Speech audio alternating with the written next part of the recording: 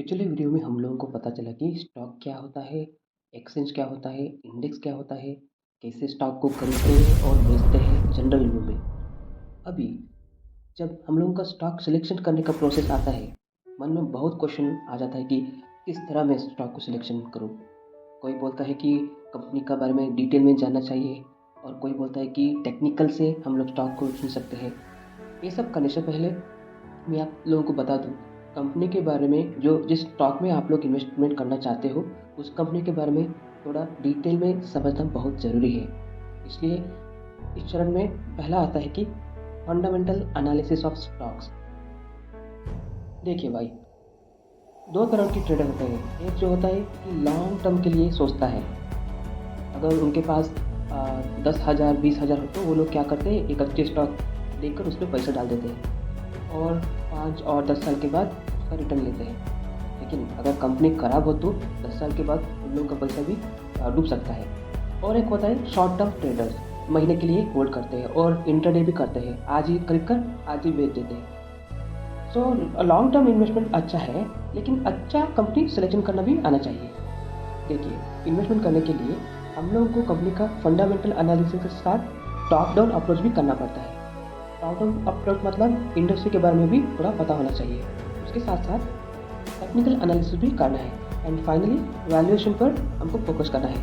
मैं ओवरऑल बोल सकता हूँ, तो long term investment equal to fundamental analysis plus sector और top down approach plus technical analysis plus valuation.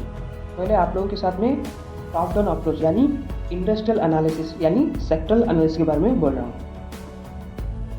पहले आप अपने आप से एक क्वेश्चन पूछिए कि जब आप लोग एक स्टॉक को सिलेक्ट करते हैं, आपके मन में यह क्वेश्चन आना है कि ये स्टॉक किस सेक्टर में बिलोंग्स करते हैं। फॉर एग्जांपल, मैं अगर विप्रो स्टॉक के बारे में बोल रहा हूँ तो विप्रो स्टॉक कौन सा सेक्टर में आ रहा है।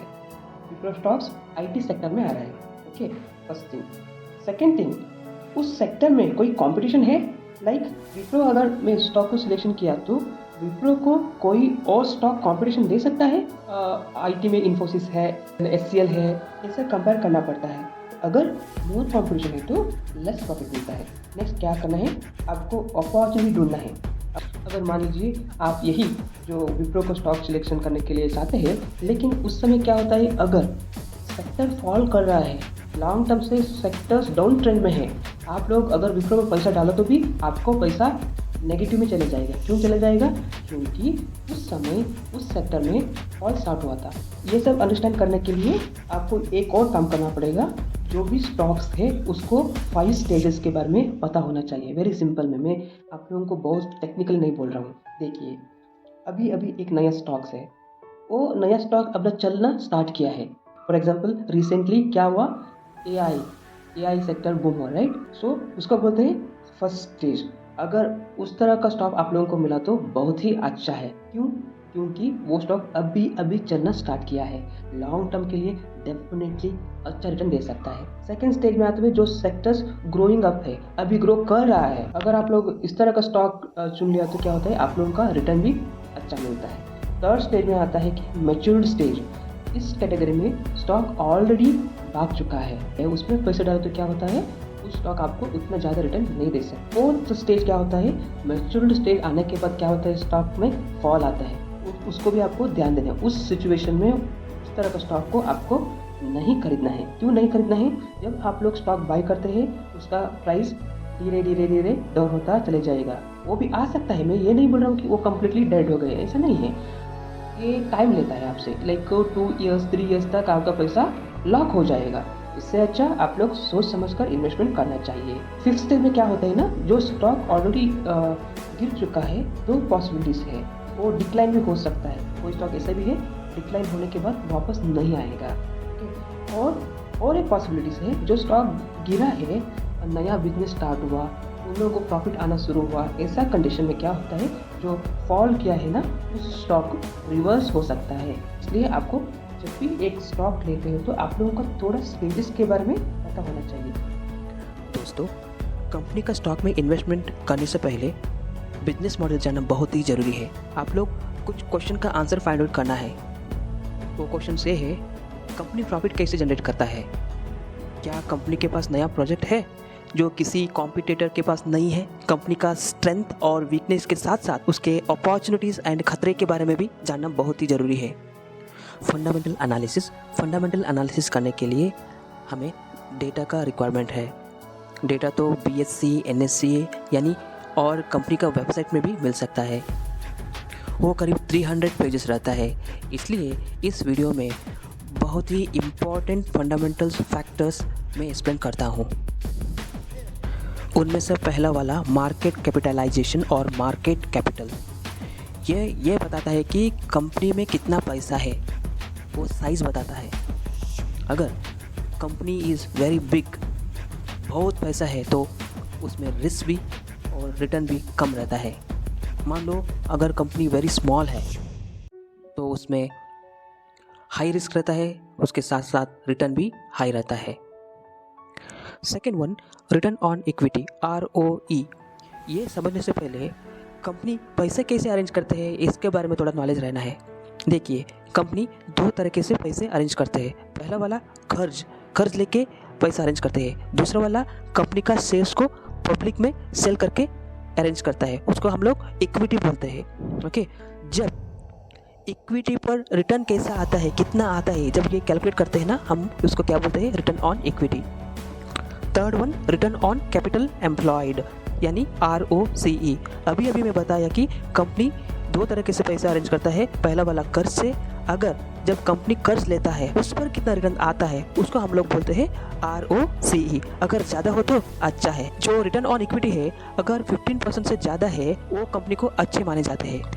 फोर्थ वन, डेब्ट टू इक्विटी रेशियो। डेब्ट मतलब कर्जा, इक्विटी मतलब what? इक्विटी मतलब पैसा इन्वेस्टर से लिया हुआ है। अभी क्या होता है, जब कर्जा ज़्यादा होता है इक्विटी से, सो कर्जा चुकाना पड़ता है, सो मोर लोन लेना पड़ता है। ज़्यादा लोन लिया तो क्या होता है? प्रॉफिट लैक्स होता है। वैसे ही अगर बहुत ज़्यादा लोन लिया तो क्या होता है? कंपनी बैंकरप्ट होता है, कंपनी को बंद करना पड़ता है। इसलिए वो डेब्ट to equity ratio less than 1 है तो अच्छा है। सेफर साइड में बिलो 0.5 हो तो बहुत ही अच्छा है। करंट रेशियो, ये समझने के लिए मैं एक एग्जांपल लेता हूँ। मान लो कंपनी ये है, उस कंपनी का असेट 100 करोड़ रुपीज़ है और उसका लायबिलिटीज़ और कर्जा मानकर 80 करोड़ रुपीज़ है। 100 माइनस 80 करते हैं, हमको 20 आता है। इसका मतलब ये हुआ कंपनी का करंट रेशियो इज़ 20 करोड़, यानी कंपनी बहुत सक्षम है ताकि उसका लायबिलिटी भी चुक सकता है और 20 करोड़ एक्स्ट्रा है। ज़्यादा करंट रेशियो है तो कंपनी बहुत अच्छी मानी जाती है। Next one, profit and loss statement यानी P&L स्टेटमेंट बोलते हैं। सेल्स और रेवेन्यू को देखना चाहिए। अगर मोर सेल्स होता है तो good for company, good for investors. Okay, सोचिए, मान लो एक कंपनी है, एक साल में 100 करोड़ प्रॉफिट बनाता है या सेल्स बनाता है, सेकेंड साल में 110 करोड़, थर्ड साल में 100 करोड़। इसका मतलब क्या हुआ? कंपनी उधर ही है, प्रॉफिट इतना, सेल्स उतना नहीं बना रहे। लेकिन और एक कंपनी है जो एक साल में 10 करोड़, सेकेंड साल में 15 करोड़, थर्ड साल में 25 करोड़ बनाता है। इसका मतलब क्या हुआ? कंपनी लगातार सेल्स बढ़ा रहे हैं, सो रेवेन्यू जनरेट हो रहा है, ऐसे देखना है। नेक्स्ट, उसमें प्रॉफिट भी देखना चाहिए। जब सेल्स इंक्रीज होता है प्रॉफिट इंक्रीज होना चाहिए, लेकिन एक्सपेंसिव के कारण कभी कभी प्रॉफिट कम होता है, सो कंपनी में प्रॉफिट भी धीरे धीरे बढ़ना जरूरी है। नेक्स्ट वन, कैश फ्लो मतलब क्या है? अगर कंपनी 100 करोड़ प्रॉफिट बनाता है लेकिन कंपनी के अकाउंट में 100 करोड़ नहीं आता, क्यों नहीं आता? कभी कभी वो नया प्रोजेक्ट में और एक्सपेंडिचर में डाल देता है, सो उसको क्या बोलते हैं? कैश फ्लो कम हो जाता है। जो कंपनी जो प्रॉफिट बनाता है, प्रॉफिट में ज़्यादा से ज़्यादा कंपनी के अकाउंट में आता है तो कैश फ्लो अच्छा है, मान सकते हैं, सो कंपनी अच्छे है। Next one, promoter holding.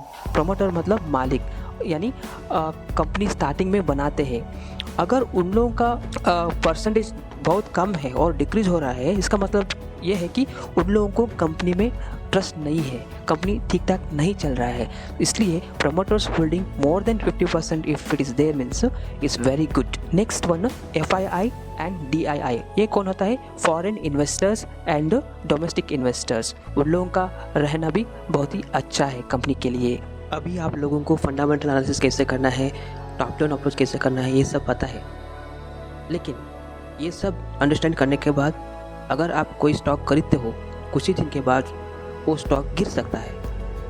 आपको लगता है कि यार वो एनालिसिस तो ठीक था, लेकिन अभी क्या हो रहा है? इसको जानने के लिए आपको वैल्यू एनालिसिस करना ज़रूरी है। वैल्यू एनालिसिस करने के लिए बहुत पैरामीटर्स है। इनमें से पहला वन PE रेशियो, आपने सुना होगा, प्राइस टू अर्निंग। ये क्यों चाहिए? इससे हमें ये पता चलता है कि उस स्टॉक ओवर वैल्यूड है और अंडर वैल्यूड। कैसे क्या कैलकुलेट करते हैं? जब भी अभी जो स्टॉक का प्राइस चल रहा है उसको अर्निंग्स पर शेयर से डिवाइड करना चाहिए, तब PE रेशियो आ जाता है। फॉर एग्जाम्पल, मान लो XYZ कंपनी है, उसका अभी मार्केट प्राइस 2000 रुपीज़ है, उसका EPS 50 है। सो PE रेशियो कैसे कैलकुलेट करते हैं? 2000 डिवाइड बाई 50, हमको क्या मिलता है? 40 आता है, 40। ओके, ऑलवेज रिमेंबर, जो हम लोग PE रेशियो कैलकुलेट करते हैं ना किसी स्टॉक का, वो इंडस्ट्रियल ग्रुप में कंपेयर करना चाहिए। यानी अगर आप लोग विप्रो का PE रेशियो कैलकुलेट करते हैं, उसको इन्फोसिस से कंपेयर करना है। जब कंपेयर करता है तब हमको एक आइडिया आ जाता है कि ये स्टॉक, जो विप्रो का स्टॉक, इन्फोसिस से ओवर वैल्यूड है और अंडर वैल्यूड है। और एक बात, जो भी कंपनी अच्छे रिटर्न्स दे रहा है उनका PE वैल्यू थोड़ा हाई रहता है। इसका मतलब क्या है? इसका मतलब ये है investors are ready to give more money for share price. Next one, book value. अगर आप कंपनी का सारा संपत्ति से उसका लायबिलिटीज़ और कर्जा वो सब निकाल लिया तो जो आता है ना, उसको हम लोग क्या बोलते हैं? Book value of the company. अगर पर स्टॉक कैसे कैलकुलेट करते हैं? Book value of the company divided by total number of shares. जो वैल्यू आते हैं ना, उसको बोलते हैं book value of the stock.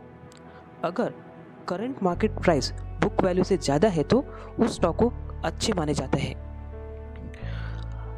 आप लोगों को ये बता देता हूँ कि अगर कंपनी स्टॉप हो जाता है, जो आप लोगों को पैसा मिलता है ना कंपनी की तरफ से, वो किसके हिसाब से मिलता है? उसका आंसर है बुक वैल्यू के हिसाब से मिलता है। उसके साथ साथ आपने सुना होगा face value and market value. Market value आपको पता है कि जो अभी जो कंपनी का प्राइस चल रहा है उसको मार्केट वैल्यू बोलते हैं। लेकिन फेस वैल्यू क्या होता है? फेस वैल्यू वो होता है जब कंपनी ने पहली बार जो शेयर को अपनी प्रमोटर को देता है ना, वो प्राइस को फेस वैल्यू बोलते हैं। ये बहुत ही कम रहता है। जब वो मार्केट में लिस्टिंग होता है, उसका जो वैल्यू आता है ना, उसको बोलते हैं मार्केट वैल्यू। आपने सुना होगा डिविडेंड। वो क्या होता है? जब कंपनी अपने इन्वेस्टर को कुछ थोड़ा पैसा देता है ना, उसको बोलते हैं डिविडेंड। वो किस तरफ कैलकुलेट करता है? Dividend is calculated based on face value. Market value के रखकर नहीं देते वो लोग, फेस वैल्यू के अकॉर्डिंगली डिविडेंड देते हैं। इसके साथ साथ मैं इस वीडियो को एंड करता हूँ। आशा करता हूँ कि आपको समझ में आया होगा। आप लोग मेरा चैनल सब्सक्राइब कीजिए, इसी तरह मैं वैल्यू एडेड कंटेंट लेके आता हूँ।